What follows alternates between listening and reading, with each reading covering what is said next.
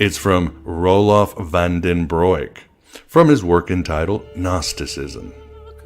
He explains that the Gnostic religion is understood as a phenomenon that flourished in the great myths of the 2nd and 3rd century, which spread across the Middle East and Roman Empire, up to the Far East. Van den Broek enumerates 4 typical features of Gnosticism. 1. A distinction is made between the highest unknown God and the imperfect or plainly evil creator God, who is often identified with the God of the Bible. 2. This is often connected with an extensive description of the divine world, or pleroma, from which the essential core of human beings derives, and of a disastrous fall of a divine being, Sophia or wisdom, in this upper world. 3. As a result, humankind has become entrapped in the earthly condition of oblivion and death, from which it is saved by the revelation of Gnosis by one or more heavenly messengers. 4. Salvation is often actualized and celebrated in rituals that are performed within the Gnostic community. Or we can take the simple definition of Andrew Philip Smith from his book, John the Baptist and the Gnostics. It goes, stuff like what the ancient Gnostics used to do. I should mention that an important component of Gnosticism, and certainly Gnosis, is gratitude. And you can certainly find it aplenty in the Nag Hammadi library and Hermetic texts. In many hymns and prayers, even in the surliest Sethian gospel. The truth of this universe is horror, but this also comes with awe, for there is a knowledge of higher realities, and that something can be done to rescue the light from the darkness of mere being. There's no reason one can't hold awe and horror at the same time in one's mind, and they're probably overlapping feelings when you think about it. Let us end with the prayer of thanksgiving from the Nag Hammadi library. We give thanks to you. Every soul and heart is lifted up to you. Undisturbed name, honored with the name, quote, God, and praised with the name, quote, Father. For to everyone and everything comes the fatherly kindness and affection of love, and any teaching there may be that is sweet and plain, giving us mind, speech, and knowledge. Mind, so that we may understand you. Speech, so that we may expound you. Knowledge, so that we may know you. We rejoice, having been illuminated by your knowledge. We rejoice because you have shown us yourself. We rejoice because while we are in the body, you have made us divine through your knowledge.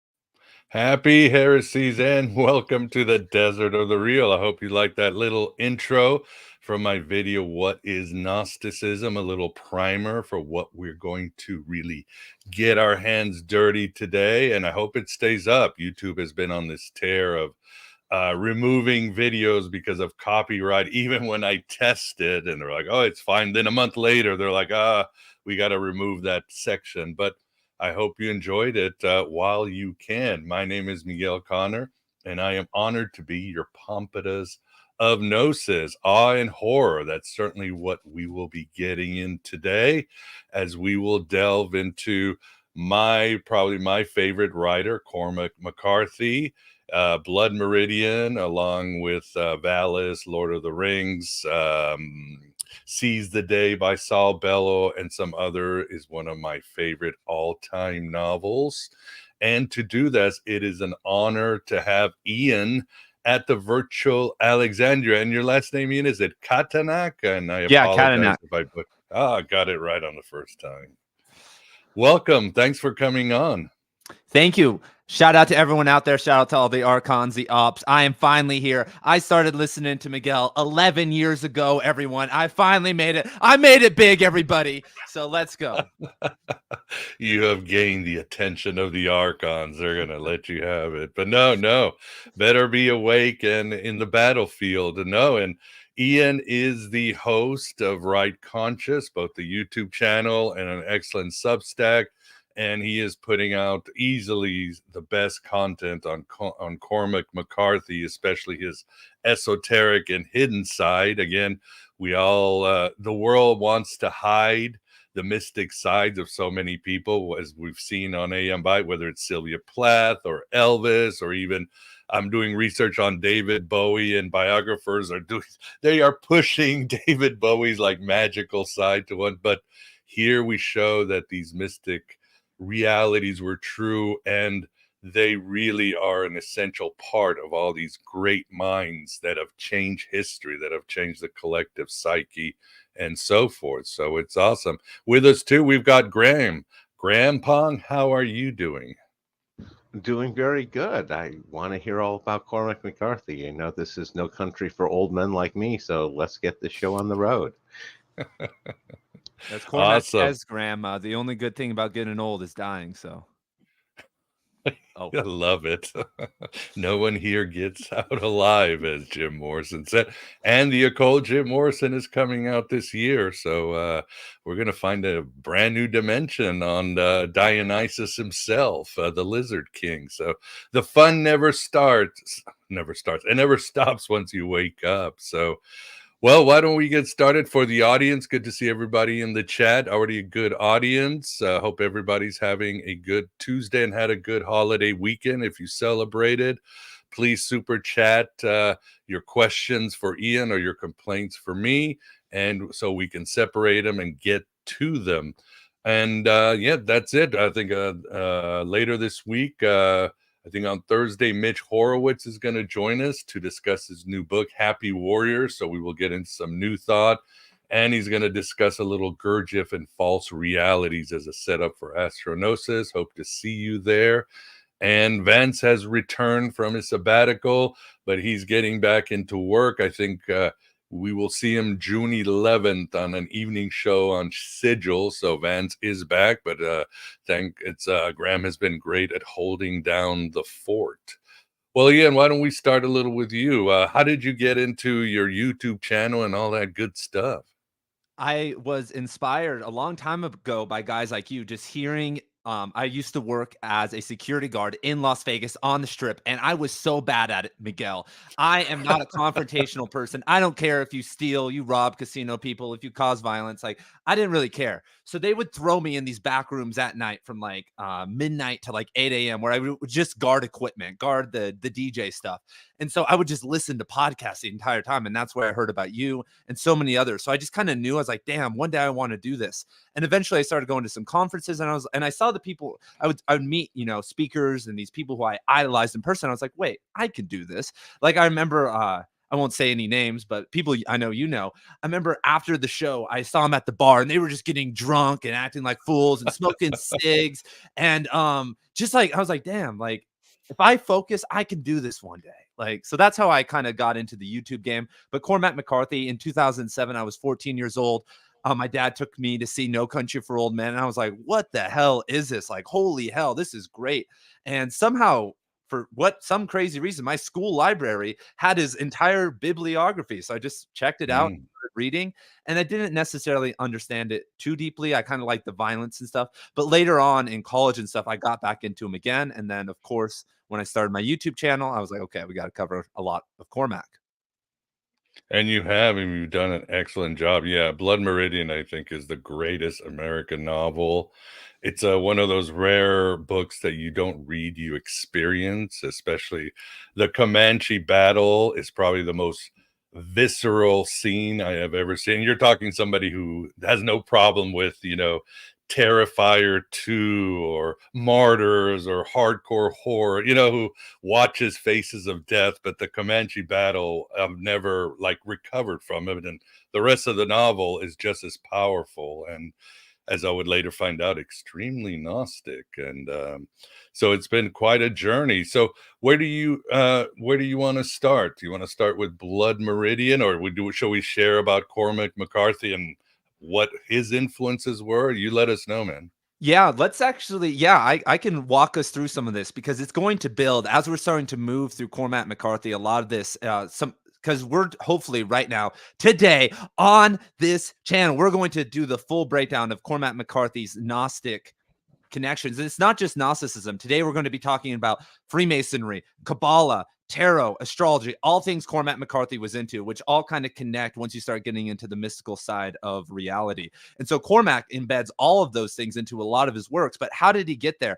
And why was it important to him? Because, like, I'm sure Miguel and I have interests that we don't talk about on YouTube or we don't write about, but how do some of these become so important that we want to, discuss them?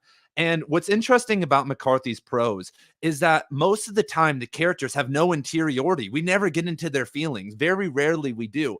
And this is akin to Hemingway. And when we analyze Hemingway's literature, there's a term for it. It's called the iceberg theory. We have these characters. I should have an image for this. We have these characters and their conscious actions, but below it's this entire iceberg, which is the unconscious.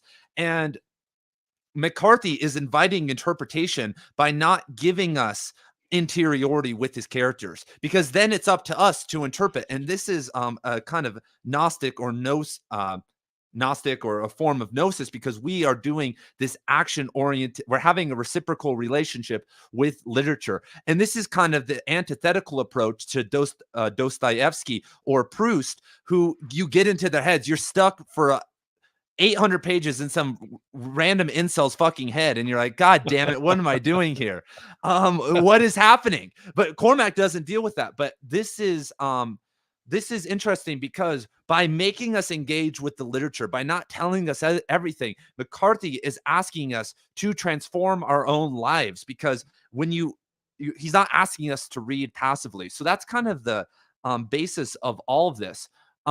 And McCarthy at the start of Blood Meridian evokes Jacob Boehme, who is obviously a German mystic and was kind of a progenitor of a lot of Gnosticism making its way back into thought. And he was also a German idealist. So when we start to examine all of McCarthy's works, two things we need to look out for is obviously Gnosticism and German idealism, because McCarthy loves a certain philosophical lineage that starts with Heraclitus, who, Heraclitus, and it goes to Zeno, Marcus Aurelius, Spinoza, Schelling, Schopenhauer, Nietzsche, then Heidegger, which is my favorite philosophical lineage. If you guys haven't heard of those names, like Schelling and Nietzsche, Heidegger, Schopenhauer, they are super pessimistic at times, very much, embody a lot of McCarthy's characters. But that's a certain lineage that ties to German idealism that he embodies and really cares about. But what's interesting about that is McCarthy is a scientific man. We know about his history with the Santa Fe Institute and a lot of these different things. So why doesn't he herald the champions of science, Descartes, Newton, Francis Bacon? We never hear him talk about that, because as Heidegger said, going back to them, Descartes and that whole crowd of goons, they said that we have authority over the world. They were a part of Christianity furthering its separation between us and nature. But Heidegger said that men need to be shepherds of beings, and we are here as caretakers of the world and all of its forms, which is kind of more of a pagan belief that kind of goes back to Spinoza and Heraclitus once again. Right. And and this kind of moves us into this idea of setting, because before we examine any of these novels, Blood Meridian, No Country for Old Men, The Road, the most striking thing of McCarthy's work is suddenly you see these 3-paragraph long descriptions of setting, and they're beautiful. They have all this symbolism. You're like, why the hell is he doing this? When I first saw, I was like, dude, he just is trying to show his cock. He's like, damn, I'm the best. Like, no one's joking when he describes 10 pages of scenery. It's like, I'm not good enough to do that right now. So he's just showing everyone, like, don't fuck with me. That's what I thought for a while, But yeah, for sure. This connects back. So the first thing McCarthy does with his settings is he tries to make it a character. And this stems to his love of Schelling and Schelling's idea of natural philosophy. And Schelling is kind of one of the more underrated, under-talked about German idealists. And McCarthy embeds symbols and codes within the setting for us to interpret it. And Schelling talked about Schelling's main thesis, and kind of Boehme's, is that nature is God's unconscious, and it functions as a tool for God to attain gnosis. And I don't know exactly what God they were talking about, the God above God or the demiurge or another archon. I don't know exactly, but Jacob Boehm invented this kind of stem of idealist metaphysics, and he called this coincidentally the dark fire, which we'll talk about later, which kind of connects to the road. And so when we have these codes and these meanings and these things within the setting and within the novel, what McCarthy is doing is making us engage in something called animism. And animism is kind of it's a pagan belief, and it's the attribution of a soul to animals, plants, and inanimate objects, excuse me. And Gnosticism is obviously animistic because of the belief that parts of the God above God are embedded in this world. So everything in this reality is, has at least a fragment of the God above God within it. And our, purpose here on earth is to, through gnosis, to connect to certain aspects of that. And this also connects this really fast to the idea in the epilogue of Blood Meridian, where they're striking fire into the holes. It's this concept of gnosis we'll kind of get into later. And McCarthy wants us to engage with literature. And this is all me telling you that this is a relationship, that we've been ripped out of animism by Christianity in our society because we don't think that our reality is reciprocal. All pagan cultures believe that you could interact on many different levels with plants, animals, all these different things. But when we became the dominators of Earth, we didn't need to have that anymore. That frame of mind didn't really work. Oh, and the real reason that we don't have that frame of mind anymore is the alphabet, because the alphabet is the greatest form of animism. When I look here at some of the notes that I'm not really looking at right now, when I read these words, images come up in my head. I start hallucinating. When we're reading, we're imagining. I'm hearing the voices. When I read Judge Holden talking, it's not in Ian Cattanach's voice. It's in Judge Holden's voice, whatever that is for me. And so it's literally animistic because these words, I'm engaging with these words, and these words are engaging with me. And the alphabet is the greatest form of animism, and because it does this instantly. If you can read, you can experience these hallucinations. You don't need to go on a vision quest. Like, for instance, my sister is very much into spirituality, and she's going for 5 days up in New York this year, and she's going to go 5 days without any food or any water, and she's going to have someone watch over her. But that's to evoke visions. That's hard work. Like, holy shit. But yeah, I could just read and have the same effect at some level. And so it's this shortcut that eventually made us unrealize all these old teachings and ideas that help us actually gain gnosis, the real things, because most of the time through words, you're not going to experience gnosis. In meditation, out in the world, through love, things that aren't necessarily tangible or even real are how we really connect with the God above God.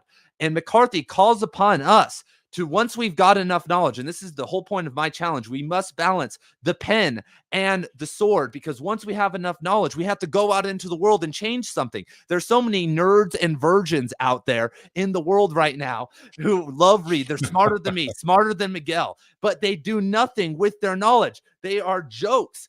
And McCarthy calls upon them at the end of his Border trilogy. He makes a weird dedication. He finishes the series, and the next page, there's this dedication, and he writes, quote, "I will be your child to hold, and you be me when I'm old. The world grows cold. The heathens rage. The story's told. Turn the page." He's asking us to put down the books. The story's been told. Turn the page and go out into the world and create real change. And this is what McCarthy is doing and asking us to do by just not letting us inside characters' heads. There we go. That's a quick introduction. Beautifully said. Beautifully said. Yeah. And of course, it should be mentioned before we even get into the mysticism.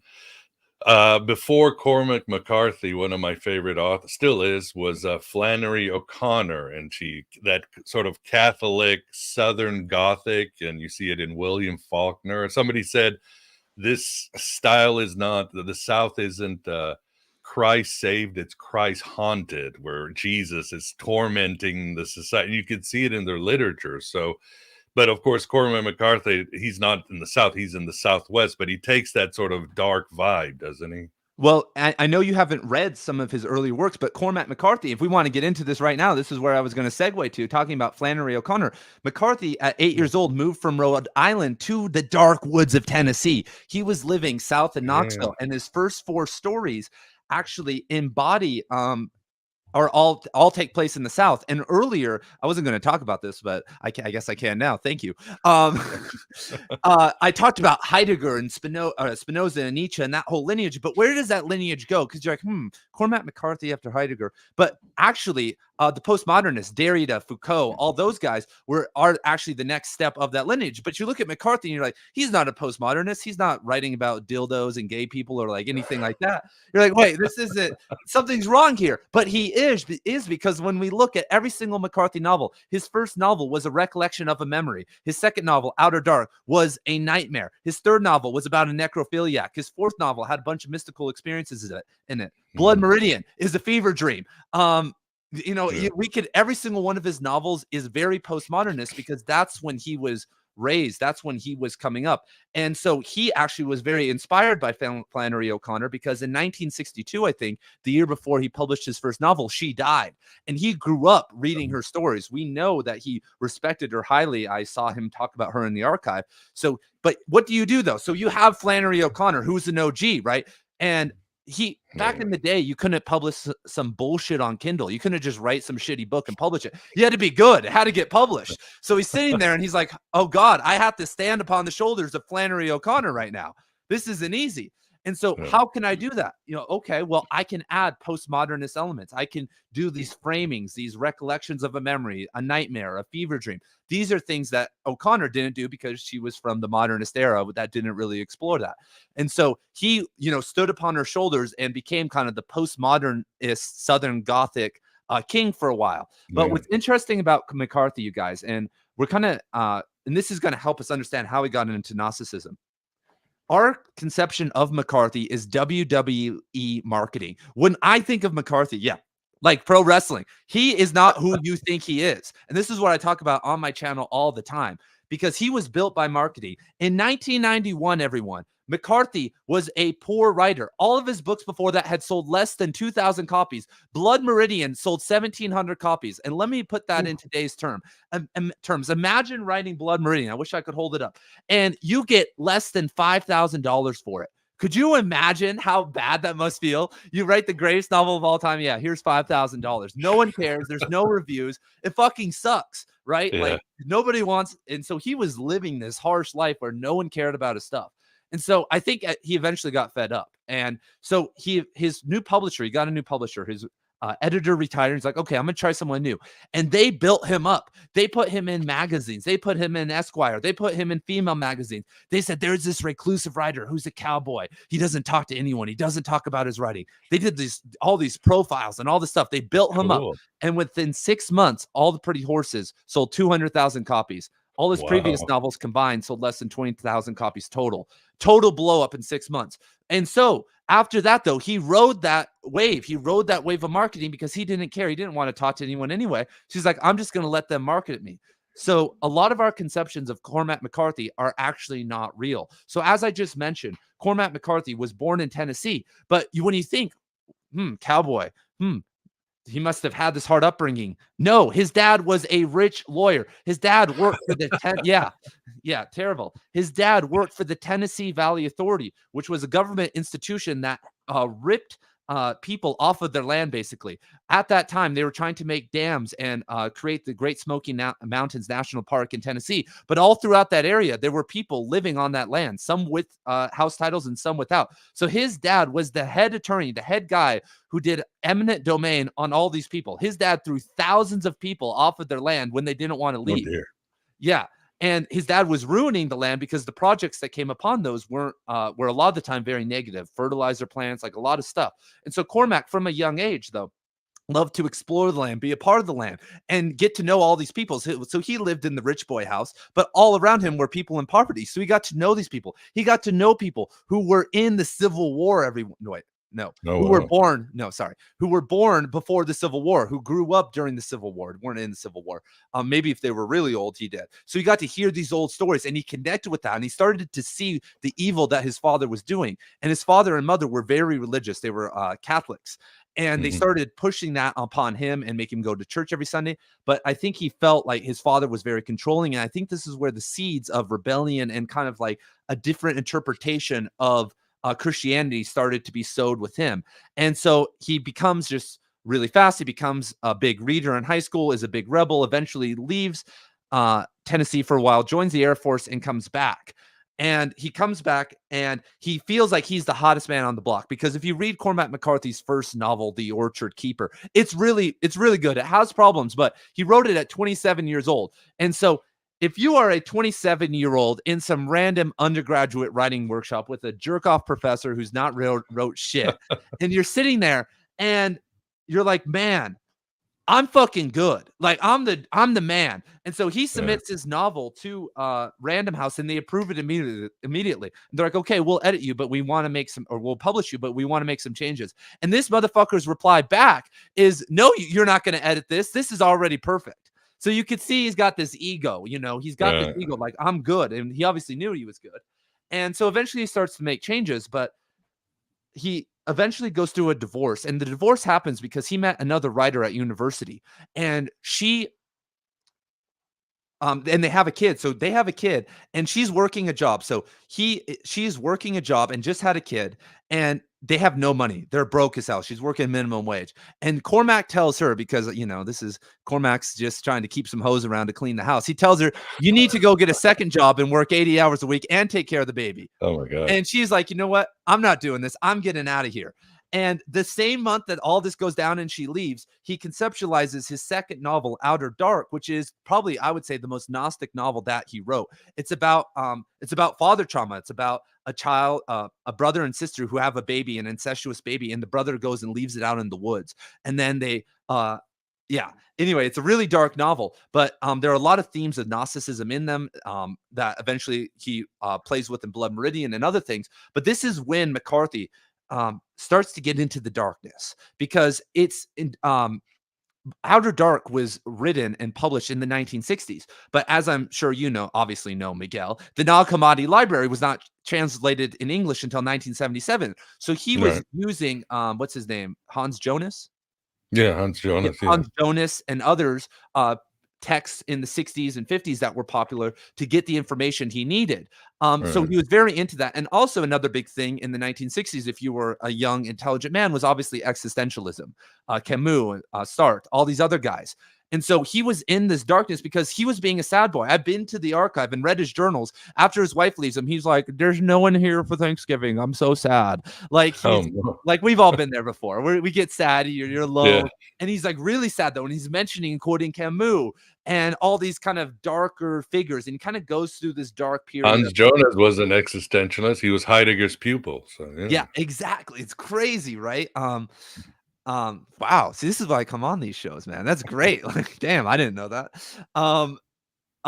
Anyway, so he's in this dark phase, and eventually he meets his second wife, who's a rich girl from England, and she's like good looking and stuff, but she domesticates him. She makes Cormac the socialite. They go out, they wear suits, they live the life, and they're in poverty. And she's a rich girl. And eventually she's like, Cormac, you've been spending 6 years on a book about a necrophiliac. It's going to make us a couple $1,000s in today's money, in like 2024 money. We have no food. We're begging. We have no heat. We have no running water. Can you maybe write a book that can make us some money? And you know what he said, Miguel? What? Hit the road, ho. I'm moving. He said, we're getting out of here. Glad he didn't compromise.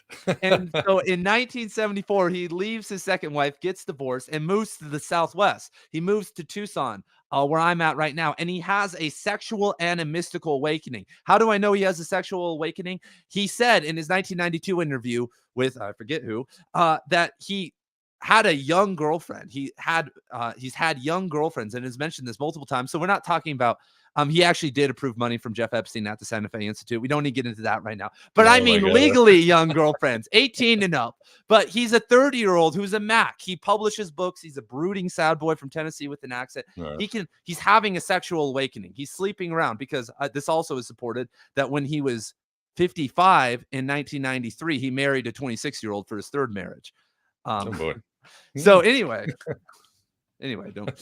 So yes, he was. So that means that if you have a second wife who is a very principled lady after 10 years of marriage, the bed is probably not going to be exploding. And so he has a sexual awakening, but he also has a mystical awakening. We now see in the archive, in his readings, he's starting to read about Freemasonry, Carl Jung, all these different people. And then in 1977, the Nag Hammadi Library comes out as he's composing Blood Meridian, as he's composing No Country for Old Men, actually, which started as a screenplay.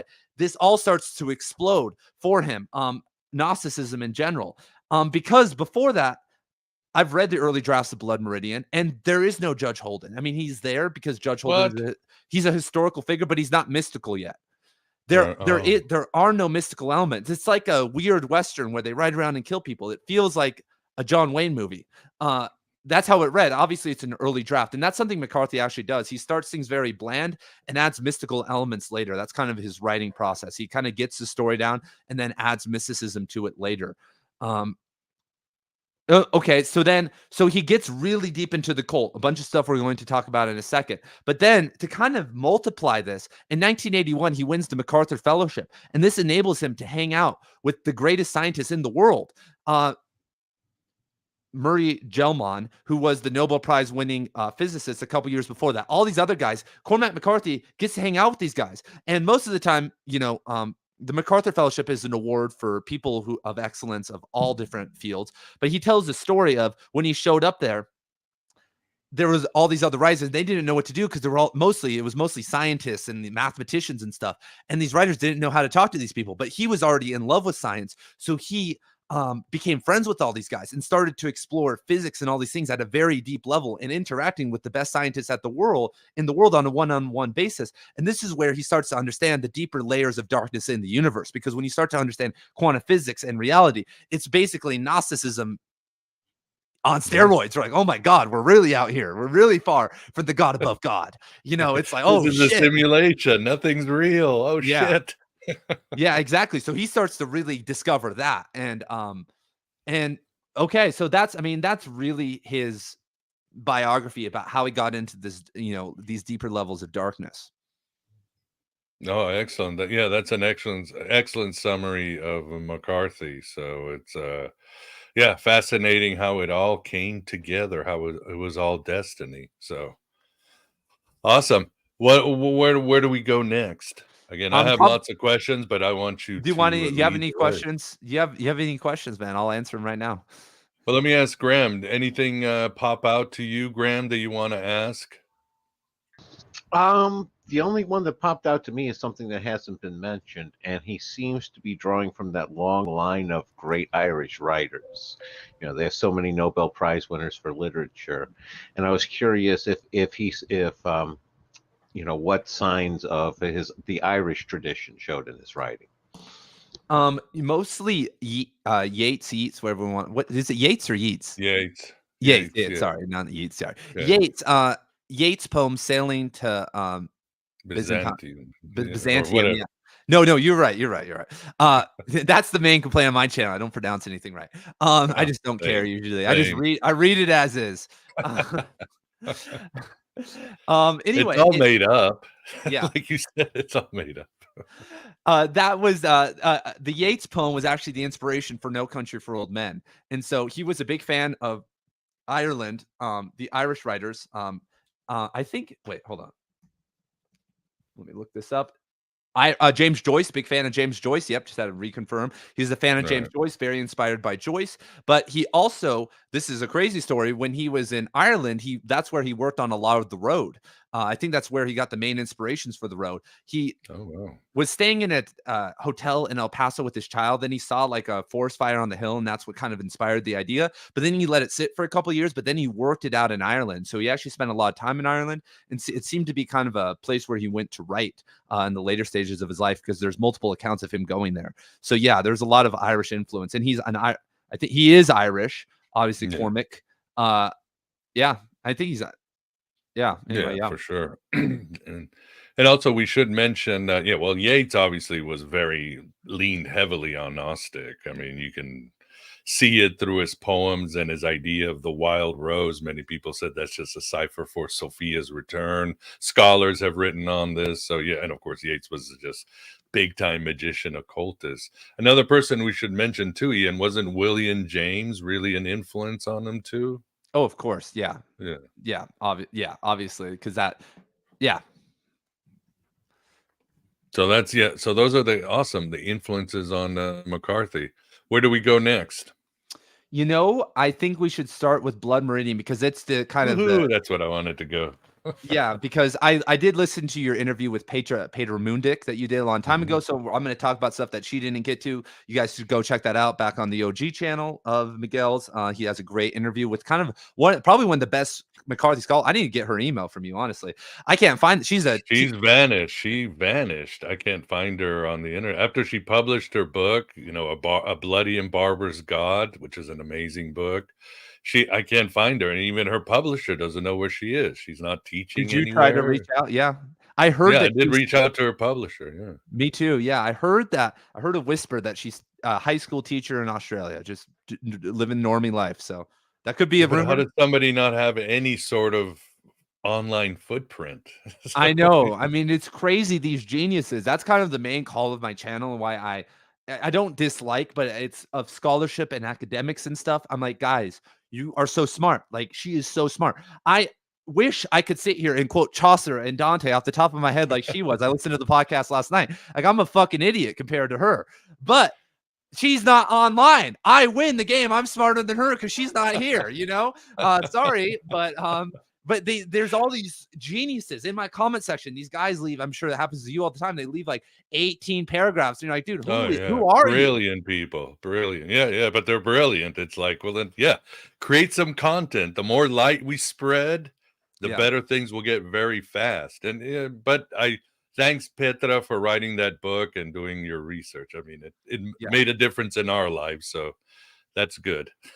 Yeah. So okay, yeah. Anyway, so shout out to her. So there's been a lot of great scholars on Gnosticism and stuff. But we're gonna talk about some new stuff today. Let me think. Okay, so in Blood Meridian, McCarthy evokes the 4 Western arts of divination: the Kabbalah, Freemasonry, Tarot.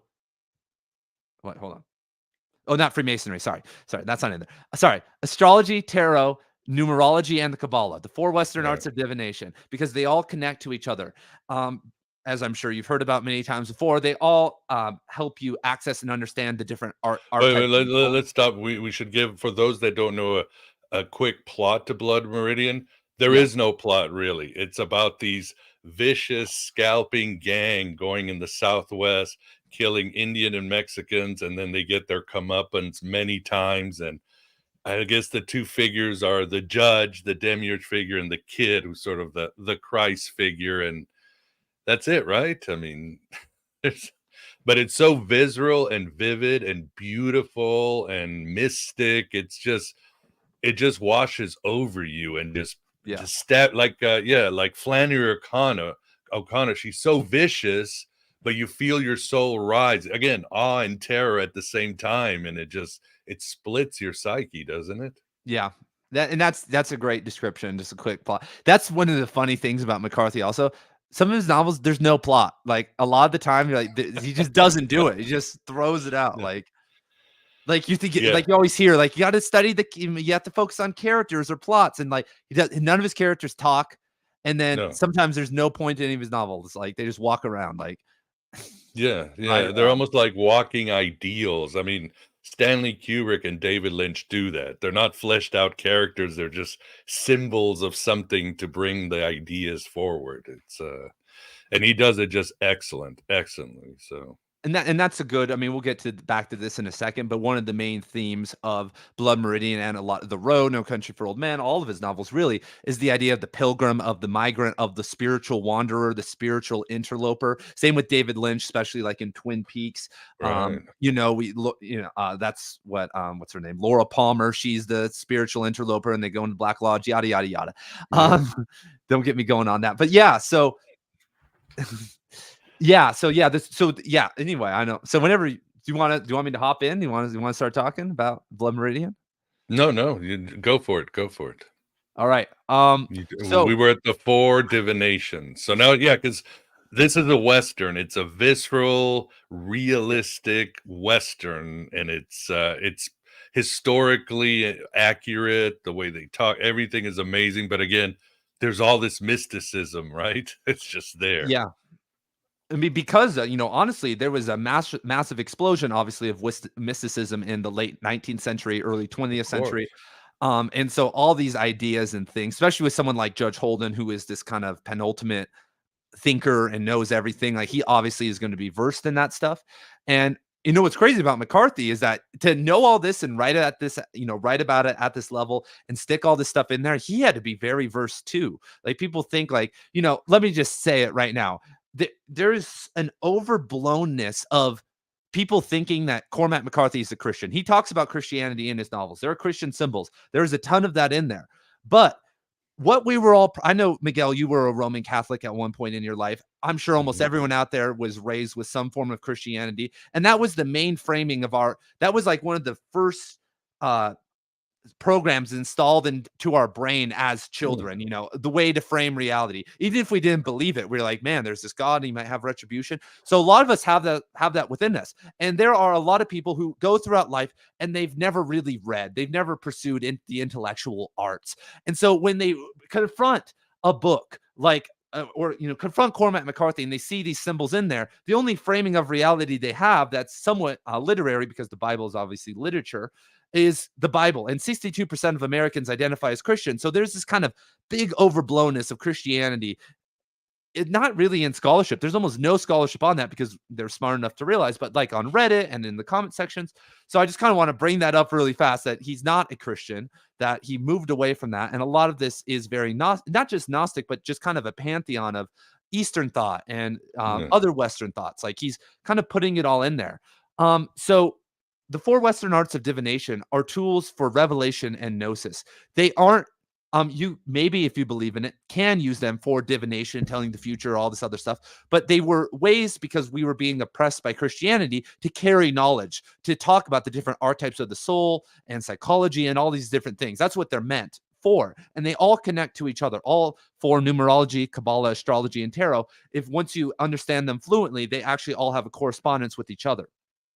And so all 4 are present in Blood Meridian. And we're first going to talk about astrology and somewhat of numerology, because in Blood Meridian, this is a question for Miguel. McCarthy references the number 8 dozens of times and makes it a big symbol. What does the number 8 what's the number 8 have to do with Gnosticism? What's the big kahuna of 8? Well, that would be the Ogdoad, which in Hermeticism, Gnosticism is sort of a very, not the demiurge heaven, but the good heaven. I think in his first novel, Stasi, he also talks about the Ogdoad. So he knows what he's doing, and 8 is eternity.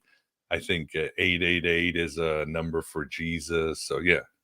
Yeah, exactly. And so the Ogdoad, we're going to be talking about that a lot. And he actually by name references that in Blood Meridian. There's so many symbols. I mean, just so many overt, just in Outer Dark. He actually mentions the word Gnostic in Outer Dark.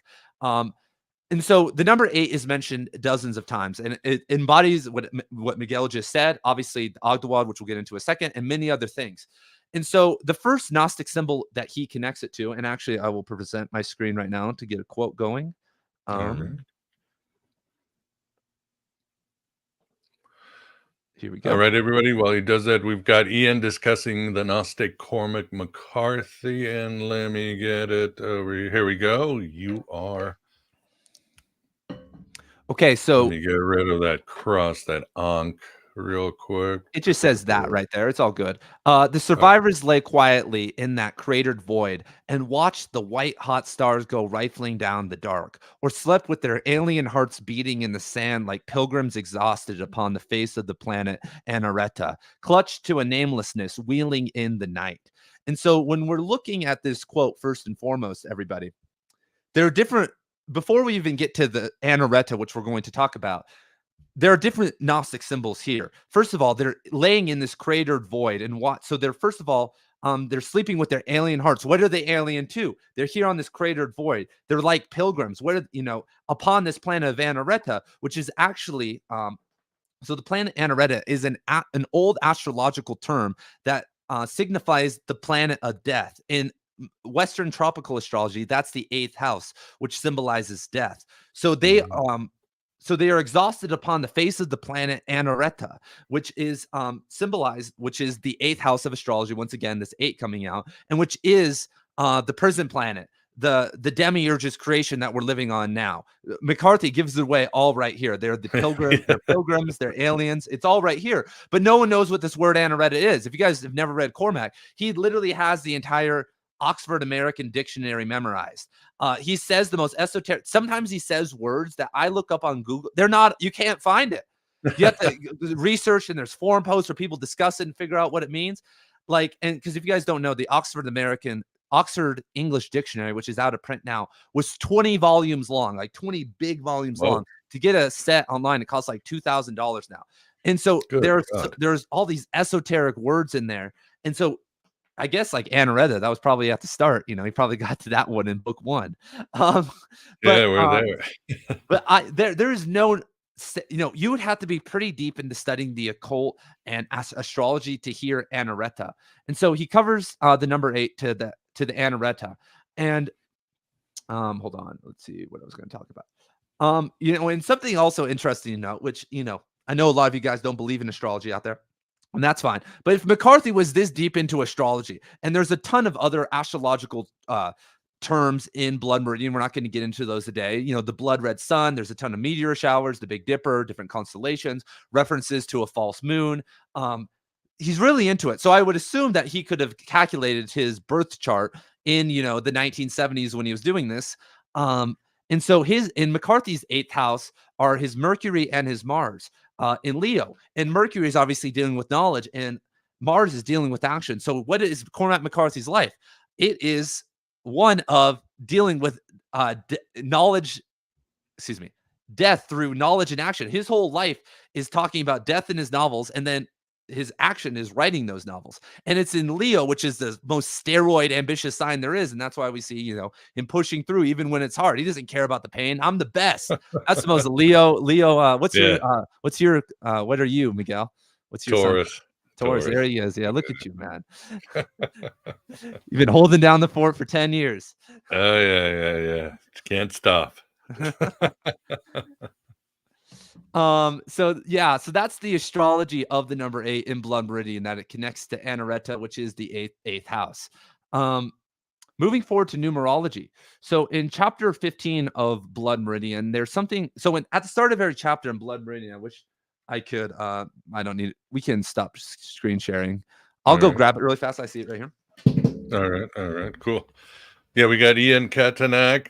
He is discussing Cormac McCarthy, and he went to grab something. Yeah, again, if you have any questions, please super chat them. This is AM by Gnostic Radio. And so if we see at the start of every single chapter, he gives a preview of what's going to happen in that chapter, right? And this is called synoptic chapter headings. This is old Westerns used to do this. This is a very classic thing because it's kind of weird. Like, why tell everyone what's about to happen? But it's kind of cool. It's just kind of this like throwback, because he gives respect. Cormac McCarthy, everyone, if you want, on my channel, I talk about this all the time. He steals hard. Like any great writer, people think that you just write and you just do it. But every great writer is a great reader and even a better stealer of information. He steals direct lines, direct ideas, direct things all the time from people. And just, who's going to check you in 1963?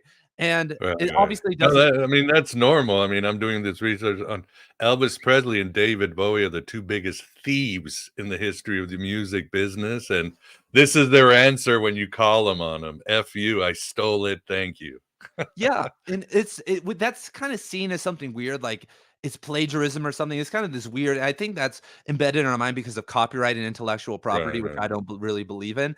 Because we think we own this thing, but who cares if someone steals your jokes and makes people laugh? Like, fuck it. Like, that's great. Like, we're telling stories.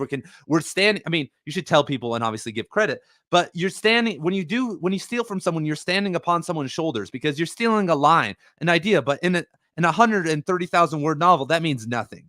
Like that doesn't make the good, but him stealing doesn't make, like, he's not doing that because he's a bad writer. He's doing that because he's a good writer, and he reads.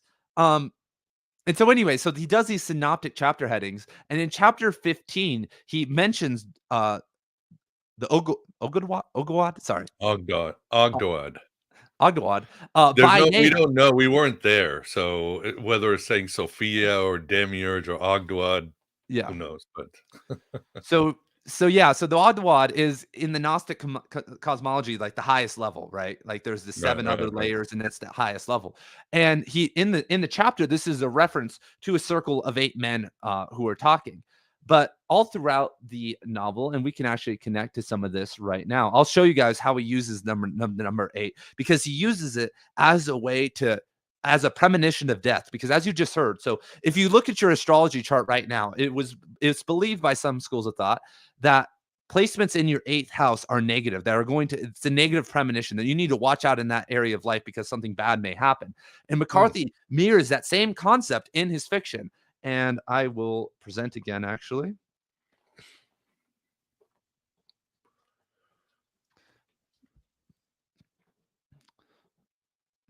There you go. Let's get you back on. Where are you?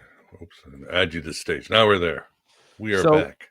we're gonna kind of I'm gonna walk you through this. Hopefully, it doesn't, it's it's an exercise to really show you guys how he does it. So on the left side, it's a left to right column. We're going to see something at the start of the novel, and this is taken. I got this chart from a guy named, I think, William Wickley. He put this chart together. Yeah, William Wiki. Yeah, he put this chart together. So thank you to him.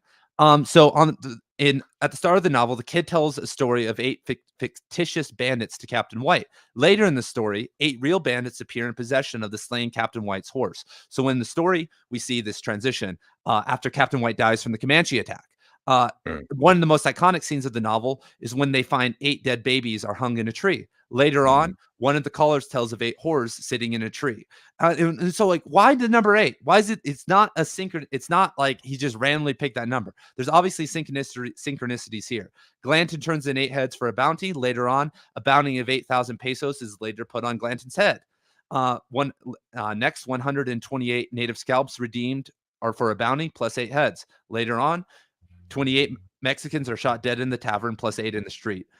So you guys get the point. We don't need to go through the other two, but eventually these are used as a premonition, and this is great. So to all you writers out there, to all you fiction authors, I want to give you guys some advice. This actually happens a lot in the kind of the Gnostic, spiritual, conspiracy kind of, weird community that I've been a part of for a long time. You get someone who has been doing presentations. They've been on the circuit. They have a channel, right? And they're like, I want to write fiction. I'm going to write fiction. So they write a novel, and it's released, and it's a nice plot. But then it feels like they're preaching to you throughout the novel. You're like, they're trying to tell you it's all about Gnosticism. It's all about this. It's all about and you're like, dude, you have to hide it. You have to let me find it. You don't want it to be so overt. I don't want to get preached to, even if it's what I believe in.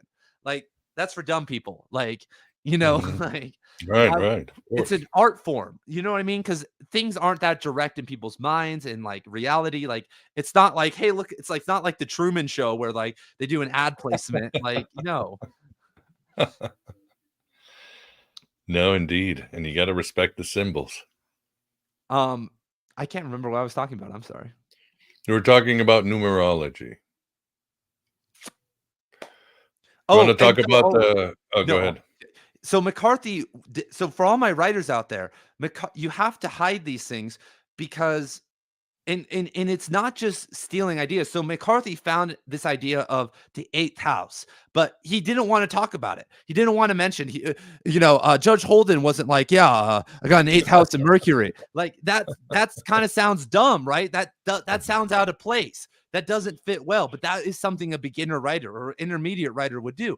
So instead, he hides it behind this weird singular reference to Anareta. And then for those who can find it, the number 8 and the transition of death and the placement. And so like that it's pretty cool to see this kind of in action, but this is something you should be thinking about. This is the key of the Hermetic arts. You have to hide it from people and see if they can find it, because your unconscious knows. When I was 15 years old and I read Blood Meridian, I didn't see any of the shit. When I was 19, 20, I didn't know this. You didn't know this, Miguel. But eventually it's revealed to us when we take the right path. When we walk the walk, when we do these things, when we study deeper, we find these things. When you follow Miguel and now are hearing me speak, you have been taken here by fate. And so, yeah, it's a big deal, you guys. And that's what we're doing as fiction authors. We have to transform people's lives. What are you doing? Why are you writing? You want to be the cool guy? Oh, yeah, I wrote a book. No, you're trying to make an impact in people's minds. That's what we love. All the books that Miguel just mentioned he loves. I love them too, because when I finished, I was different after it. Yeah. You experience them. They change your conscience. You're initiated into the mysteries. Yeah. Okay. So the next. So far we've covered astrology and numerology. Next, we're going to look at the number 8 in the tarot and see how that functions for us. So in Blood Meridian, the kid is given the 4 of Cups, which is interesting because it's a minor arcana card. As a lot of the other characters got major arcana cards, and most people only know the major arcana. When you talk to people about the tarot, they get lost when they start seeing, a dude with 4 cups. What does this mean? And the definition of this card, which the kid gets at near the start of the novel before anything too crazy happens, is a young man is seated under a tree and contemplates 3 cups set on the grass before him. An arm issuing from a cloud offers him another cup. His expression, notwithstanding, is one of discontent with his environment. Weariness, disgust, aversion, imaginary vexations, as if the wine of this world had caused satiety only. Another wine, as if a fairy gift is now offered the water stool. But he sees no consolation therein. This is also a card of blended pleasure. And so that's what this is talking about. When we see the kid, he is not wholly evil yet. He's not Judge Holden. He's in this novel and he's been roped into this group. So at the start of the novel, he is just wandering. He gets roped into this group of filibusters. And if you guys don't know the history of this is wild. Where do you live, Miguel, if you don't mind me asking? Northern Illinois. I did live in Texas for 14 years. Exactly. So don't mess with fucking Texas, anybody. No. The last real state. I know one of my buddies from Texas is in the chat right now. But the history of Texas is wild, because the precursor to the Blood Meridian is the best part of the story. And so the Comanche were given horses by, I think, French traders or someone, and they go crazy with it. The Comanches dominate the landscape. They're fucking everyone up. They're like the Mongols, like reincarnated. Yeah. And they're crazy. And so they could ride 400 or 500 miles at minimum down into Mexico and just raid and fuck everybody up and ride back. And so Mexico was like, dude, this sucks. Because at the time, this was the Spanish. The Spanish were in control and they were losing all this money. They're like, dude, we don't want to deal with this anymore. And I think actually in 1832, after the Mexican Revolution, anyway, the Mexicans couldn't really allocate enough resources to keep back the Comanches. So they paid a bunch of people from Virginia, white people, to move into northern Texas, to move into kind of the Dallas area and across that kind of meridian right there. And they were using it as a guard to shield themselves, because they're like, the Comanche will come through and fuck them up, and they'll fight back, and we'll have this kind of barrier of white people. And so that's how they got brought to Texas. And eventually all those guys like Sam Houston and all those families, they made Texas. This is our land now. This ain't no Mexican land. This is our land. So the Texas Revolution happened. But in 1830 something, so Texas was its own country for like a year. But eventually they called upon the United States for help because of obviously Mexico was starting to fuck with them, but also the Comanche still. They wanted more protection and the U.S. government. And so that kind of is, and so eventually the Mexican-American War happens in like what, the 1940s, 50s. I don't know. I don't know when that happens. But eventually Mexico we eventually go to war with Mexico and take Texas and California, Arizona and stuff. And we take the land back, and that's where this novel starts. And so after the Mexican-American War, the kid goes and gets in with this group of scalp hunters, because the Mexican government at the time, making the same mistake they did the first time. The reason I mentioned that is the first time they gave some white people money to keep the Comanches out. And so they give the Glanton gang eventually money to keep them. That's not who you want to hire. So a bunch of white men go down into Mexico, and the kid is one of them, to get scalps for money. And eventually they all get killed in the famous Comanche attack scene, which is one of the greatest and most violent scenes in literature, as Miguel talks about. Detail of what the Comanches would do to you. I'd rather face the Mongols because it's so visceral and yeah, they were mean. I mean, and I love Blood Meridian for that reason. Like, we have this romanticized Indian now that like they're peaceful and they were just pagans. They were so violent to each other. And the Comanches were the ones that got kicked out of Wyoming. The Crows and all them kicked them out. They were the weak. They were like the weaklings. And so like they were like, I mean, like after battles, the women would come out and chop all the enemy's genitals off, and this was common. Like, so all groups of people all across the world are bad. Like, it's not just because you're white or the Mexicans suck in this novel. The Indians suck, and the white people suck. They're all violent and are terrible people. And Terra Damnata, it really is a damned place. Yeah, exactly. And so so the kid, after the attack, meets up with his the Glanton gang, which is actually a historical group of individuals, and McCarthy steals from the story. So a lot of the events in Blood Meridian are mirrored from Samuel Chamberlain's book My Confession, and the kid is actually somewhat of a representation of Samuel Chamberlain himself. And so imagine you kind of are with this group of scalp hunters. And so it's fun. Like, holy shit, we all romanticize this. This is why Blood Meridian is popular, because in our head at night, we really like sometimes it's fun to imagine riding around, pillaging, killing people. Like, that's why we love Westerns. That's why we don't romanticize, any period more than that. You could go to Mongolia right now and talk about cowboys and Indians, and they would know that. Anyone in the world knows that mythos of America, cowboys and Indians. It's really important for us. And so it's hard though, because if you are a somewhat moral person, even the worst of us are, and you're doing that, you're going to have these blended pleasures. You're going to be indifferent. And that's why McCarthy, I think, gives the kid the Four of Cups. I know that was kind of a very long-winded analysis of that. But the eight, so throughout the novel, as you see, he also mirrors the same thing. He tells the story of the number 8 in the minor arcana through the story. So if we look at this photo here on the right, this is representing the section at the start of the novel. With darkness, one soul rose wondrously from among the new slain dead and stole away in the moonlight. And this is the kid when he was alone after the Comanche attack. He's on foot. A couple survivors leave him, and he has to walk on foot at night because the desert's so hot to try and find safety. And this is the 8 of Cups. Next, we have the 8 of Swords. The woman, and this is McCarthy. These are quotes by McCarthy on page 99. The woman sat like the blind interlocutrix Don't ask me. between Boaz and Jachin, inscribed upon that one card in the juggler's deck that they would not see come to light. True pillars and true card, false prophetess for all. He literally says true card, false. And she's bound. She's blind and bound. And this is actually in the scene with the tarot cards, because they're giving out tarot cards.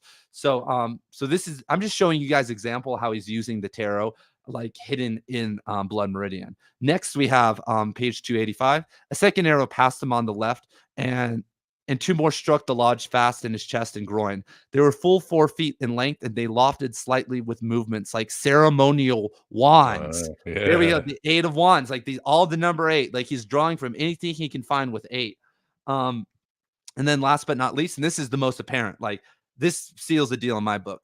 The fool was no longer there, but another man, and this other man he could never see in his entirety, but he seemed an artisan and worker in metal. He was a cold forger who worked with hammer and die. A cold forger is a coin maker, and this is one of the main symbols of Judge Holden, who is, so Judge Holden, everybody, is either the demiurge or a lower or a higher archon, like a pretty close archon to the demiurge, either one.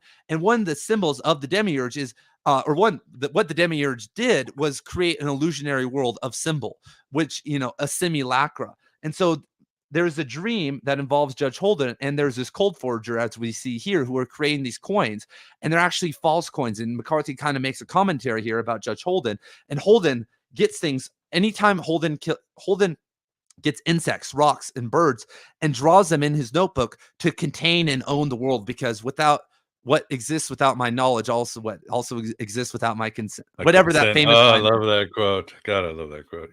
yeah, whatever that one is. But that's what he's saying. He's trying to map out and symbolize the world, which is what the demiurge would do. Because in two different interpretations of Gnosticism, in one could be the demiurge is just totally ignorant of all this, but in the other interpretation, the demiurge is knowledgeable of but he's trying to shield everybody else. He's trying to shield that they're living in this illusionary world. And that's what the latter interpretation is what McCarthy embodies, because when we see Judge Holden all throughout the novel, he's trying to keep people down. He's trying to hold people down. Honestly, he's trying to do misrepresentation with them, because a lot of people, I think, ignorantly read Judge Holden as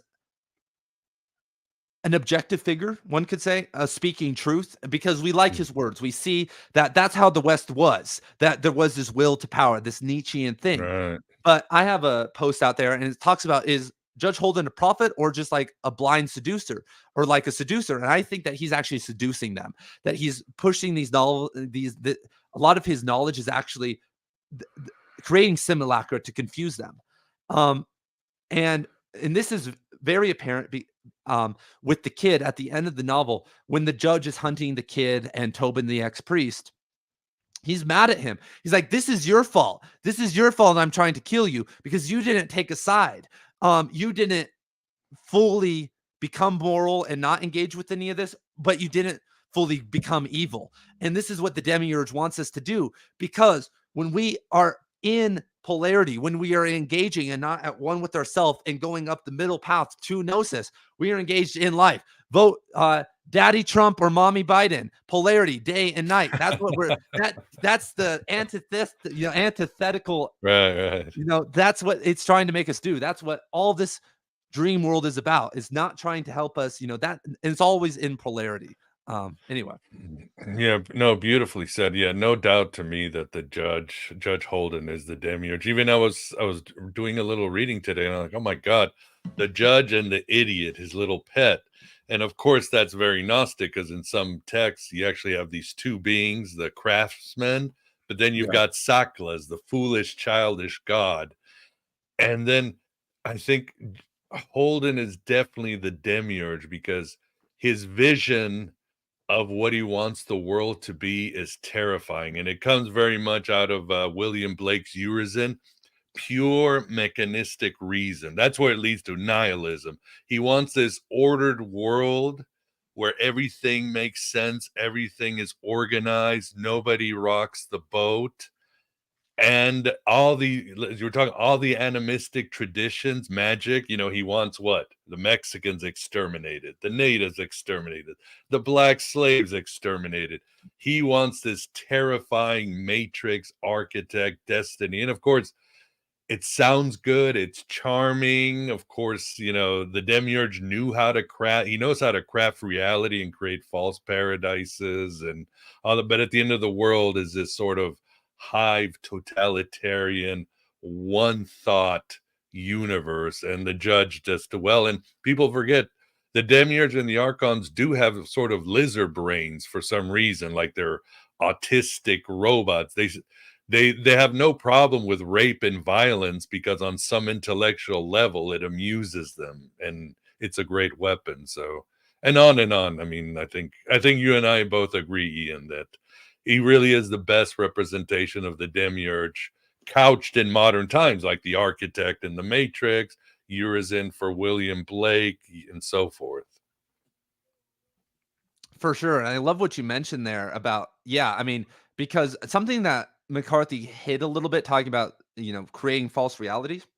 In Samuel Chamberlain's original account, Glanton, the judge, and the kid, they were trying to find El Dorado. Glanton and the judge were like telling him, we're trying to find El Dorado, like this, because the Mexica, the Aztecs, told everyone that up a couple hundred miles north of Mexico City, in kind of the Laguna Puebla area of New Mexico, there was a city of gold. And I don't know if that was kind of a sleight of hand to get them to leave and go up there and try to find gold, most likely. But there was this idea that in that area of where Blood Meridian was happening, there was this El Dorado. McCarthy doesn't include that in Blood Meridian, but what he does include is that when they go to the ferry scene, where they, eventually settle down, which is actually the demise of the Glanton gang. The whole novel, they're on the move, right? They're moving. Right.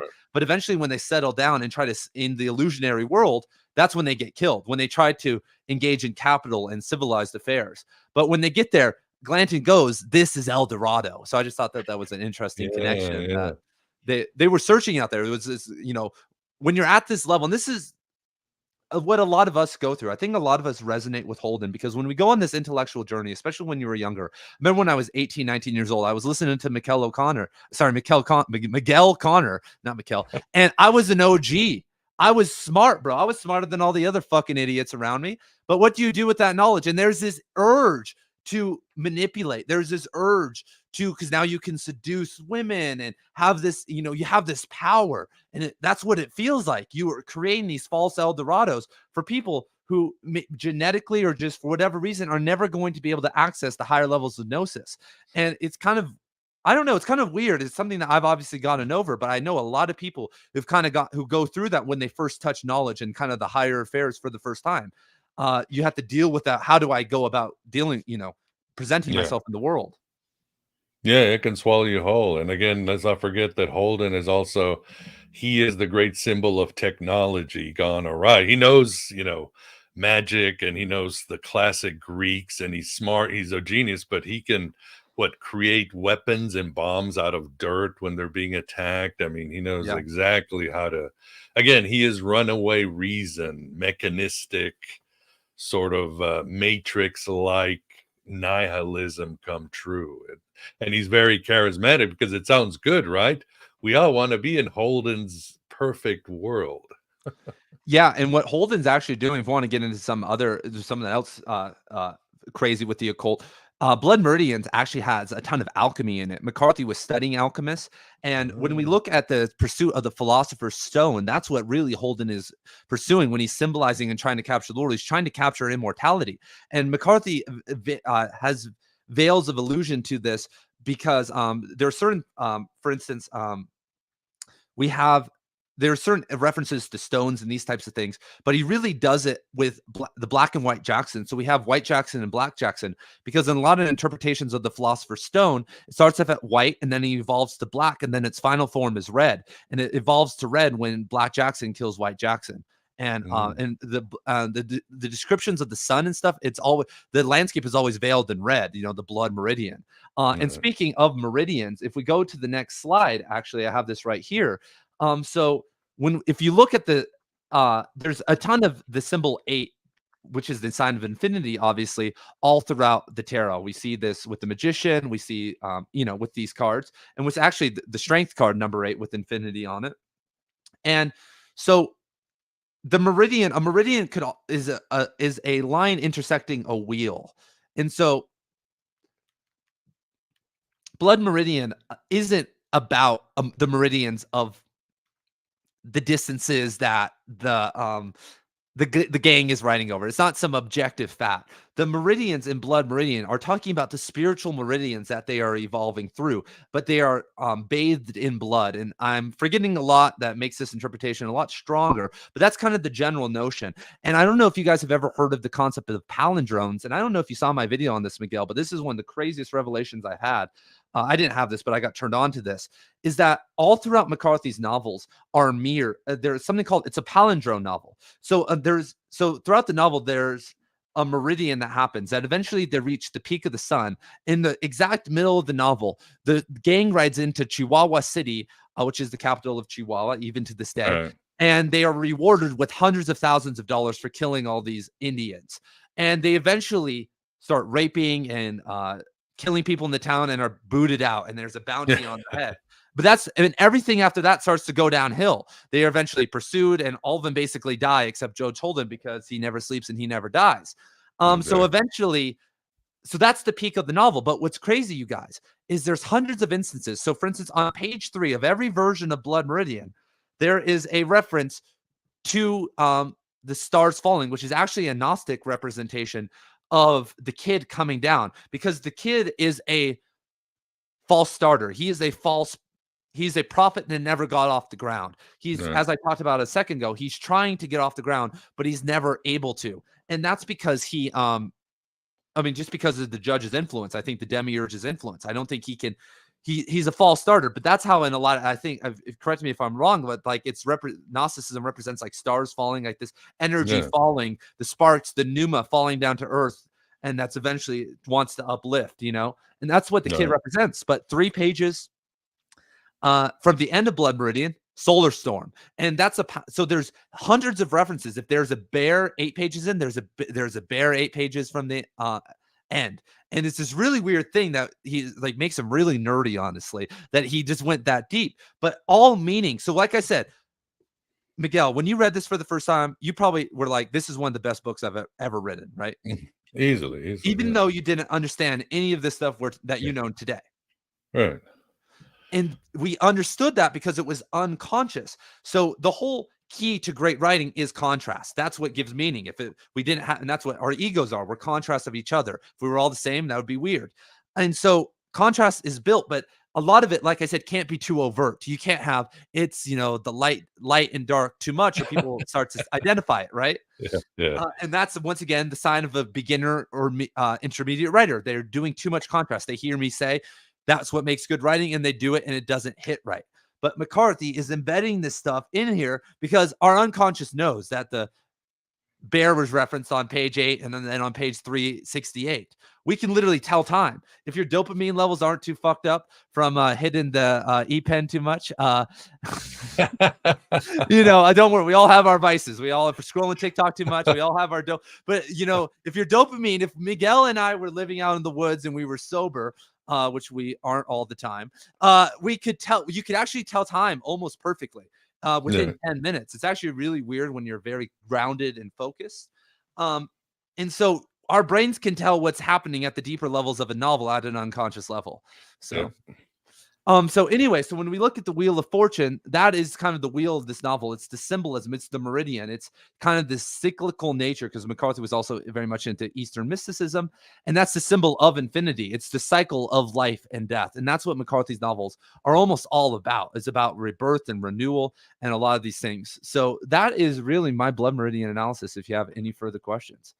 No, I think that's a brilliant one. And for the audience, there's definitely check out Petra Mundi's book if you can.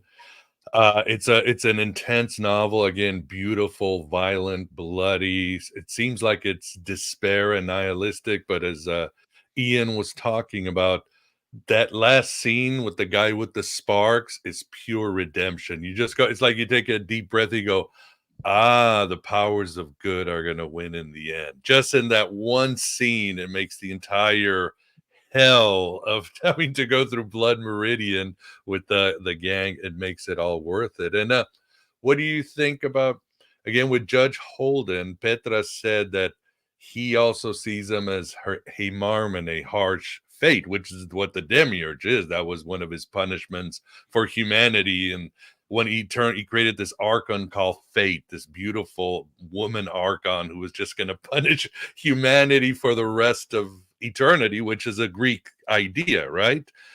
And I think Cormac McCarthy plays with that. For example, in No Country for Old Men, and also the movie The Counselor, which he wrote, one of the best speeches on grief I've ever seen and ever read. But it's this idea, like in No Country for Old Men, where the main character, he's just hunting whatever, and he goes a little too farther beyond the veil of reality, which is society. He goes to the dark side. Yep. And then fate just crushed it. In the council, you've got Michael Fassbender's character. He's fine in his little fake reality, like we all, and he gets a little ambitious, and he goes into the world of the Archons, and fate crushes them. And Judge Holden for the kid is kind of like that, right? It's fate. Even in No Country for Old Men, Anton Chigurh, people have said, is he the devil? Is he death? I'm saying you could say he's fate. When fate decides to notice you and F you up, there is nothing you can do. And that's a very Greek Gnostic idea.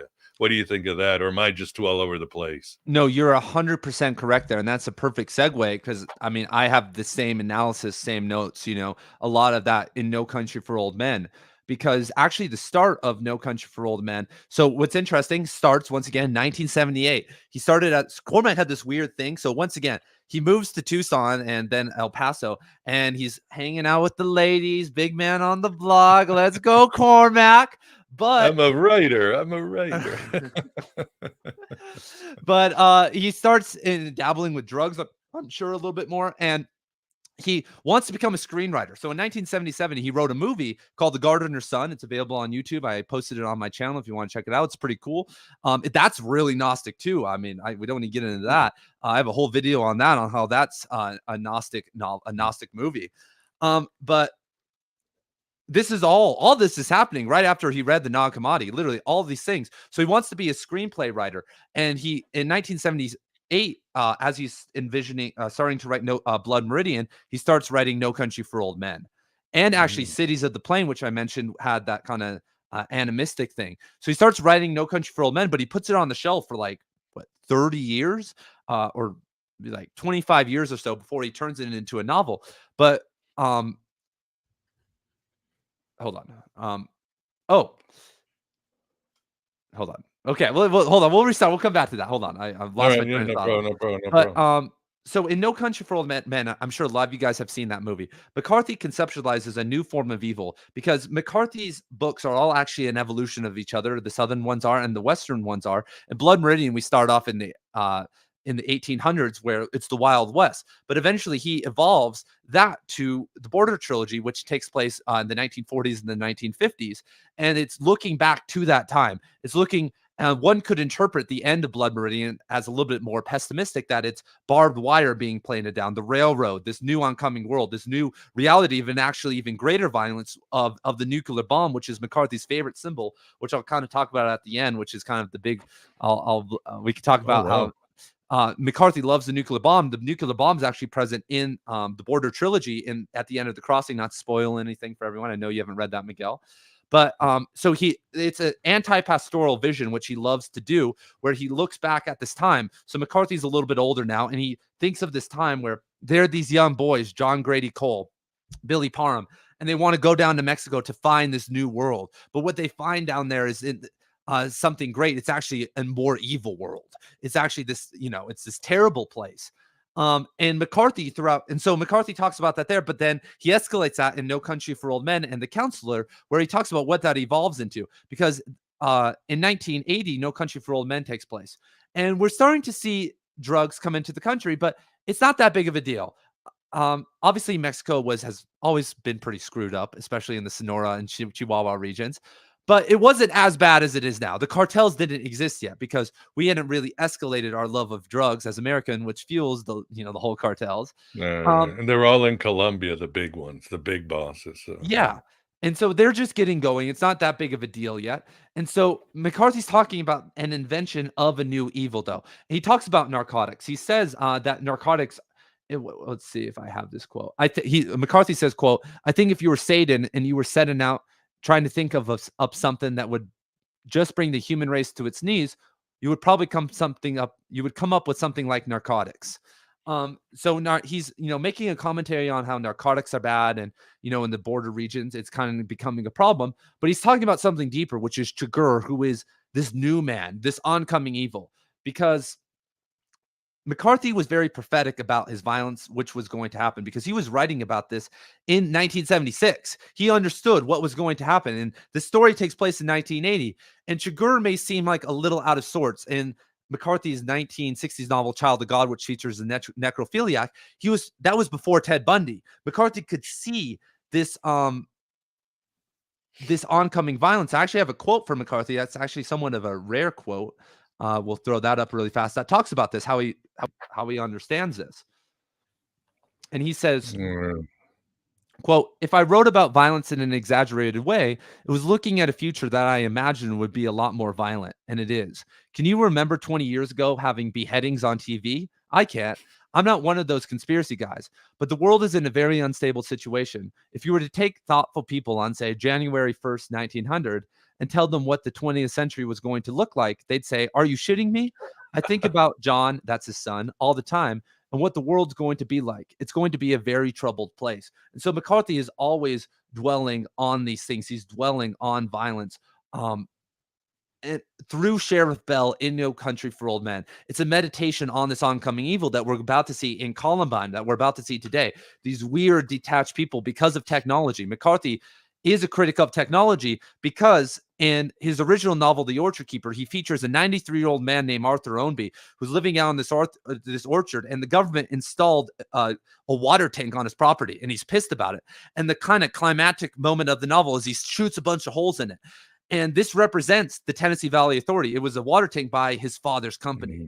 And he saw his father bringing on civilization because the region most shot by civilization in the 20th century in America wasn't the West, because the West was unsettled. People moved in during that time. But Appalachia was already settled by these mountainous people who had been living there sometimes for centuries. And civilization, the Industrial Revolution in America in the 1900s, after the,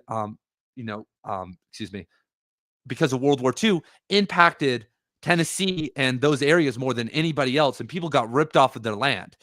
It was actually a very tragic thing, and McCarthy saw this happen, and so he was very anti-government and didn't necessarily like. He was a libertarian, from what I could tell, and didn't like, obviously, the war on Iraq, and was a critic of how governments killed so many people. Democide, which is innocent people dead by government. In the 20th century alone, I think over 300 million people died from that. It's like, oh my God. You know how hard that is to do, Miguel? You know how hard it is to kill 300 million people? Whew. Yeah, pure evil. I think in No Country for Old Men, what got to me is not Shiger's evil or the cartels or the drug violence. It's the roads and his painful description of every effing motel. And these are cheap motels. They're fake looking, bad food. And I realize he's describing America and its terrible consumerism. And we travel to these crappy hotels to cross. We ignore the beauty, and everything's fake with the cheap carpets. And I was like, it's such a treatise. You don't see it in the movie, but it's such a treatise of how America has fallen and gotten away from its beauty and its energy. That's a beautiful point, Miguel. I've never thought of that. That's great, man, because, he, like I said, his other novels are critiquing kind of this oncoming civilization, but we were promised that it would be different than this. We didn't think we'd still be living in the prison planet, still stuck here with technology and under wage slavery, and like just the no flying cars, no cure for cancer. We have shitty IKEA furniture. We have. And McCarthy was an architect. McCarthy, actually, I don't know if you knew that, but he designed his house with the second wife. He built it by hand. He was a stonemason. That connects. We didn't talk about the Freemasonry and Blood Meridian, but trust me, it's there. He wrote a play called The Stonemason. He was a fan of Carl Jung and Robinson Jeffers, who were also spiritual stonemasons, who built their own houses. And he literally followed, I think, purposely in their footsteps, because they're all very spiritual men, and they view it as, it's a Masonic allegory. And so let's see. Maybe, I don't know. Let me see. Maybe I have a quote, maybe not. Okay. So talking about Chigurh, he's a mirror of Holden. He is a symbol of false enlightenment.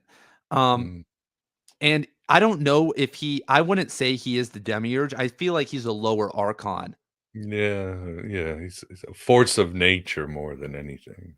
And I hope what I'm going because first of all, there's forces of nature. First, endurance, and he goes through all this pain and he can survive. So that kind of slightly signals supernatural ability, and we could write that off. But there's some other things here that I think can help support the theory that he is kind of an archon. Mm. Because I have a quote here. I don't know who it's from. Sorry, whatever Gnostic writer wrote this. But what the Gnostics blamed in the demiurge, that is, the power that for them dominated and symbolized the world, was that it wished to be God and even to be the only God. And Chagurr says, and what's interesting about No Country for Old Men, there's actually is some interiority. And Chagurr, and this is a quote, modeled himself after God. So that what God is he modeling himself after? I'm assuming the demiurge. I'm assuming one of these things. So it's seemingly he is a lower archon. And Right. So one of the big concepts in the Bible is God's wrath, the jealous demiurge, right? And in Deuteronomy, God and the children of Israel make a deal that they will no longer worship false gods, right? But if they do, they will live in the land that is brimstone and salt and is burning, and that is not sowed. And what does that land sound like? That land is Blood Meridian. It is this desert landscape that is dead. And damn, I don't think I have the right quote. Let me see if I can find it. Are we good No on time? worries. Are we good on time? Yeah, we got a little bit more time. Yeah, no worries. How long is this show?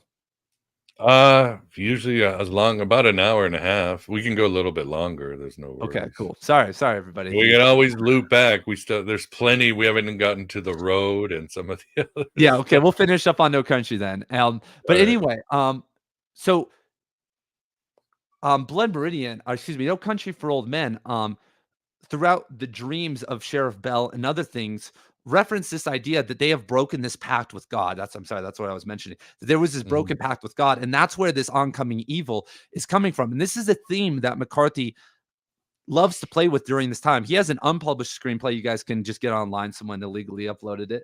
It's called Whales and Men. And that's the whole theme of the novel. He talks, it's kind of weird. It's the weirdest screenplay I've ever read. It's about this group of whale experts that are like trying to save the whales, but he philosophizes about God a lot in it. And he talks about how we've been abandoned by God above God, because God, saw what we were doing to the world. God saw how we were treating things, and he eventually just left us.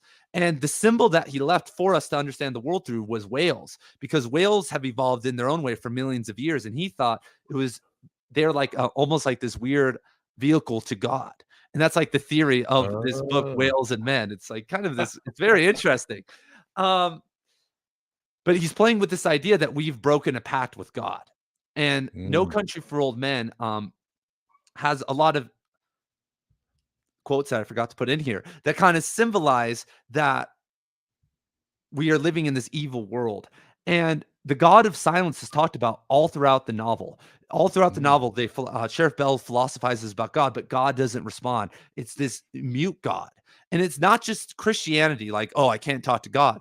As we start to see, he's not talking about God. Sheriff Bell says, quote, he asks the character if he knows who Mammon is. And he says, you mean like God and Mammon? I can't say I do. I know it's in the Bible. Is it the devil? And Sheriff Bell replies, I don't know. I'm going to look it up. I got a feeling I ought to know who it is. And Mammon in the Oxford English Dictionary, which McCarthy was using, is a false god or an evil influence. So they're speaking to Mammon. They're speaking to the demiurge or the false god. Yeah, and Mammon is the god of money. Again, consumerism, materialism, the dark side of America, what American culture is.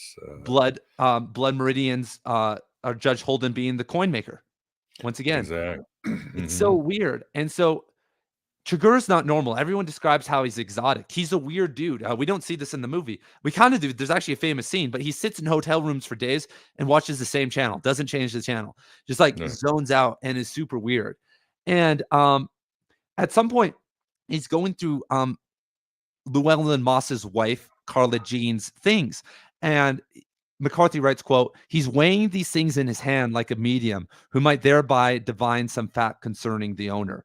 And this kind of gets us into this, connection to fate, because he's preserving these artifacts and these symbols. But the coin, which we see again, the coin that he uses is a symbol of fate.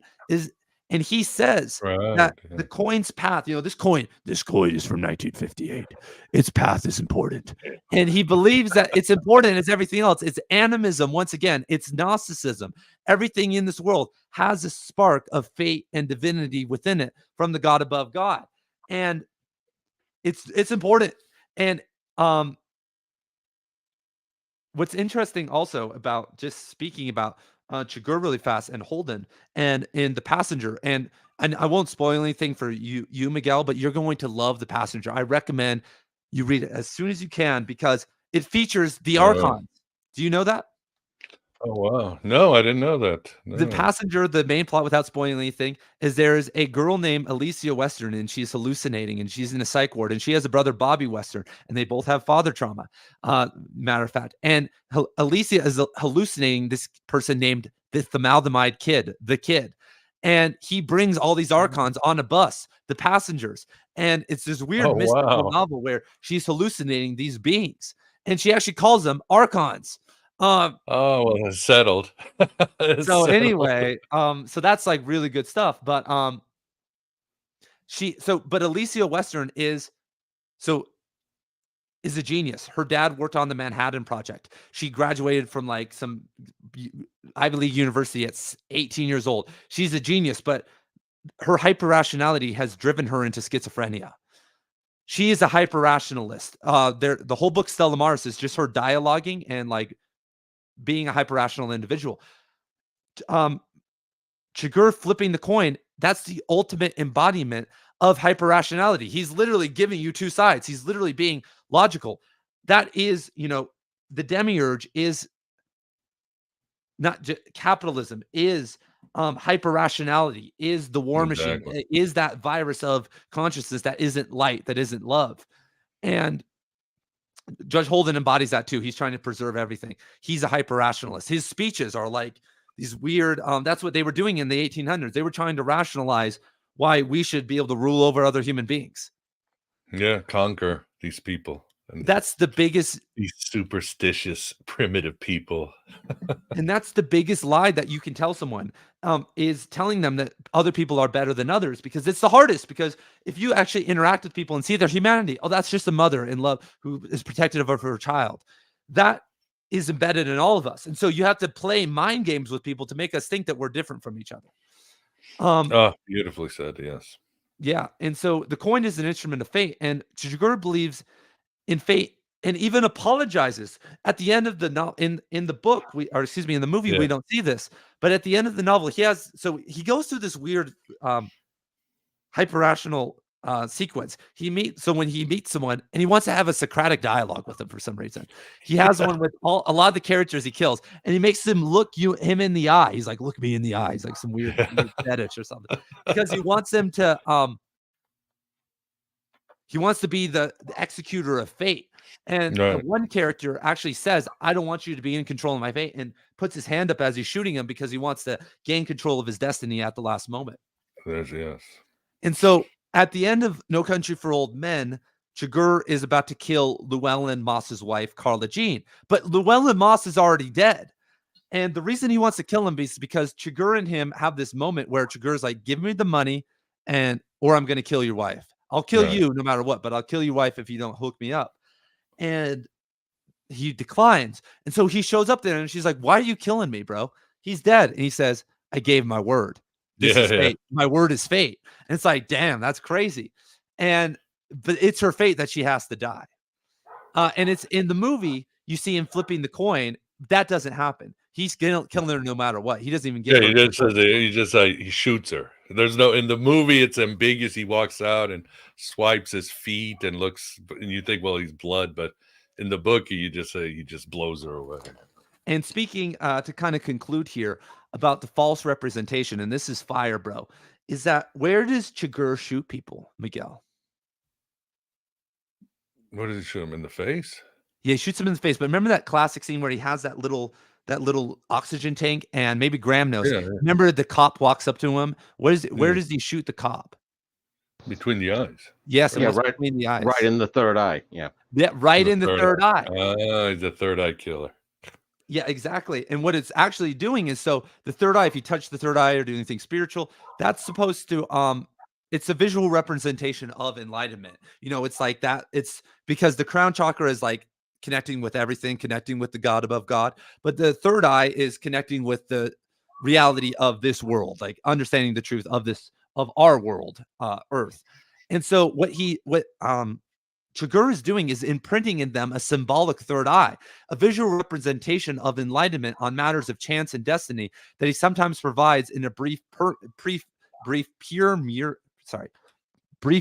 pre-murder Socratic dialogue. That's a quote from a McCarthy scholar. I don't remember, but that is a symbol of false enlightenment. He's giving them a symbol of false. He's ending their lives, and it's this weird. Yeah. Anyway, it's this weird symbol of false enlightenment that once again kind of represents that he is like Holden and many other figures without. And to conclude, and Outer Dark, which you should eventually read too, there's this group called the Triune, and they're symbolize Gnostic archons also. And they come to life literally from the metaphysical realm. McCarthy doesn't do this except in The Passenger again. They start in the metaphysical realm and come on to Earth. And it's real weird. But Whoa. One of the characters asks them their name. He says, I don't have a name, because a name would mean that they have representation in reality. They resist representation also, and are trying to stamp that out of reality too. So anyway, this symbol of false representation through a kind of a lower archon is all throughout McCarthy's work. I hopefully showed you guys today with words like anareta and other things that, like, there is a Gnostic connection here. Like, it's objective. Like, it's not like, I would say it's pretty. And we could go on. Every single book has these symbols in them. We could go for days. But if you have any other questions, let's have you back for sure, because I would love to talk more. I mean, we haven't even gotten to.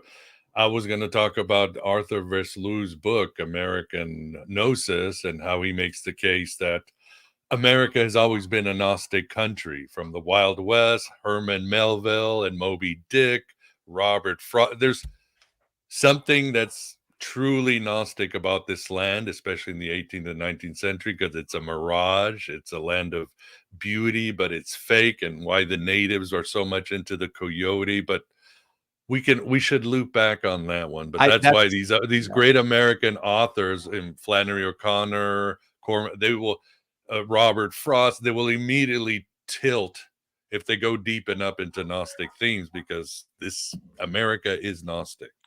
Yeah, and I'd love to talk about that again, because I notes I didn't get to is I have Mormonism is America's most Gnostic religion, and that was built in the West, and there's a lot of hidden references in Cormac McCarthy to Mormonism, mostly negative, honestly, but there is allusions there, so lots of stuff to talk about. Yeah, so much. And I have to check out these novels. Yeah. But we better wrap it up real quick. I hope they never make a Blood Meridian movie. What do you think? I don't want it. Nobody can do it. What would you think of an HBO show? It depends who the director is. Again, Dune was great. So was Lord of the Rings. If you have a director that is as in love with Cormac McCarthy as you are, or I am, and knows the full, then yeah, I think so. But do you know, have you seen The Proposition by John Hillcoat, the director of Blood Meridian? No. Yeah, it's a 2004 movie. It's got music by Nick Cave, which was good. It's actually pretty Nick good. Cave, speaking of Gnostics. Yeah. And he directed The Road, which I didn't really like, but he actually was friends with McCarthy, and that's how he was chosen. He was working with Mark McCarthy on the script and stuff. And so I don't personally think he can turn it into, like, I imagine the Blood Meridian movie like Apocalypse Now level. That's what the feeling I want. I think it is. It's got a spiritual sense to it, as we've talked about. There's a so I don't know if he can do it. But we'll have to see. And unfortunately, Cormac McCarthy was actually writing the script for it, but he died.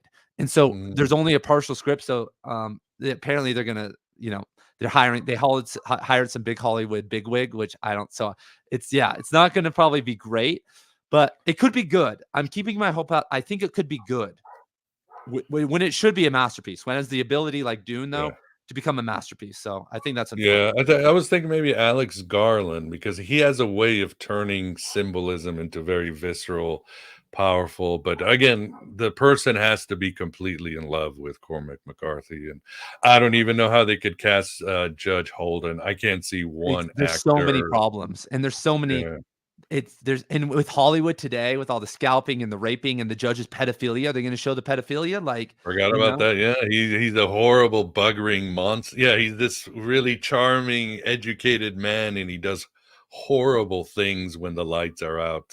Well, we know what he does. And can you have a movie? I mean, does he rape the kid at the end? Can you have a movie without that? Yeah, yeah. So yeah, it's got to be loyal to it. You like you said, maybe HBO. They would show everything because they can do that, but not a Hollywood movie. Lord. Awesome. Well, to the audience, I hope you enjoyed it. Thank you, Chester, for your super chat, for your support. We will definitely have to regroup with Ian and do some more Cormac McCarthy for part 2. But we better get going because I know I've got dogs and children that need dinner, and the material world, and all my cats will soon be waking up because they want to eat and everything else. But first of all, Graham, thank you very much for keeping us company. Oh, it was my pleasure, as always. And just I would be interested to see what Jodorowsky might do with the film of Blood Meridian. That's my Ooh, pick. good choice. That's my Good pick. choice. Yeah, why didn't I think of that? Yeah, I think you're right. Yeah, have you watched The Counselor, Graham? No, I have not. No, it's a very intense film, very Cormac McCarthy. There's some scenes in it that it's got Brad Pitt, Michael Fassbender, and you're never going to forget some of the scenes in that movie. I So will definitely have to check it out. Thanks. yeah, we can discuss it. You'll get Cormac McCarthy and all that right there, and the speech by the cartel guy Reuben Blades, Yep. even though he did something horrible, is one of the most beautiful, like tear-jerking speeches I've ever seen. Brings in all this mystic ideas and everything as he's doing horrible things to people, but that's it. Well, Ian, this has been really awesome. And yeah, we definitely need to get you back. And everybody send them to Right Conscious, both your YouTube and your Substack, or Yeah, just go to my YouTube channel, you guys. I have 150 videos plus on Cormac McCarthy, hundreds of videos on other authors. If you want just deep dives like this, thank you for this opportunity, Miguel. I've dreamed of this for a long time. Sorry for taking you over, but we had a oh lot to talk no. about. No, this is great. Again, he's my favorite author. He and other, obviously, Philip K. Dick and other authors. So this is, I feel I'm honoring the legacy of somebody like we're talking who people don't see this extra dimension that adds so much richness to his life, but also to what the overall message we were talking, new kinds of evil, war, materialism, illusion. So this is important. The survival of this country kind of depends on it at this time. So, Yeah. well, Ian, Awesome. yes, I do have it on the show notes, guys. And yes, we will be wrapping it up. So, as I always say, thanks for being here. Thanks for being yourself. Please write your own gospel and live your own myth. Take care, everybody.